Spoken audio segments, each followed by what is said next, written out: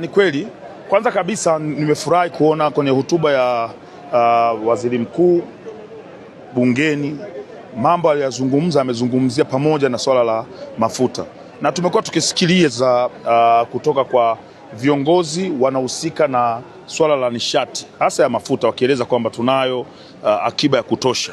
Sasa tunataka tuone ile akiba ambayo tulikuwa tunaambiwa tuone ikifanya kazi wakati huu ambapo tunaingia kwenye uhaba. Lakini pia Mheshimiwa Spika wa Bunge ameziibua zile hoja ambazo zililetwa na wabunge wawili kuhusiana na swala la mafuta. Kwa tunategemea tutapata ripoti kutoka kwa waziri husika kuhusiana na swala la namna bora ya kuweza kudhibiti ukuaji wa bei au mfumuko wa bei ya mafuta katika nchi yetu ya Tanzania, kwa sababu tunajua huu ndo muda pekee ambapo sasa ile akiba ambayo tunasema tunayo akiba ya mafuta unatakiwa utumike, kwa sababu tunaenda kwenye janga. Kama hawa watu hawataacha kupigana, tafsiri yake tunaenda kwenye janga ambalo tunataka tukajikuta mafuta kama wasipodhibiti vizuri, tutajikuta lita moja tunanunua 10,000 mpaka 12,000, ambao haiwezekani katika nchi yetu. Watu wataanza kupunda, watapanda bei katika mji huu, katika nchi hii kuliko magari. Unaweza kukuta IST inauzwa milioni 4, punda inauzwa milioni 11, kwa sababu watu watabidi waanze kupanda punda.